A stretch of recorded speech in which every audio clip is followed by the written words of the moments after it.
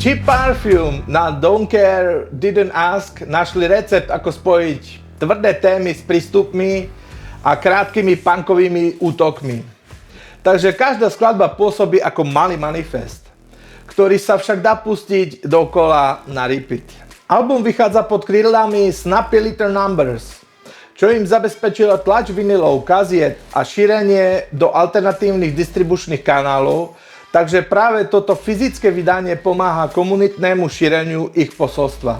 Pri analýze produkcie je zaujímavé sledovať, kde sú drobné ambientné vložky, či harmonické ozdoby, ktoré pri prvom počutí môžu uniknúť, no pri druhom, treťom vypočutí pridávajú hĺbku jednotlivým punkovým riffom. Čo dodať na záver? Don't Care, Didn't Ask je album, ktorý ťa chce rozosmiať, rozčúliť a potom ťa znova postaviť do ringu presne tak, ako to má robiť dobrý punk.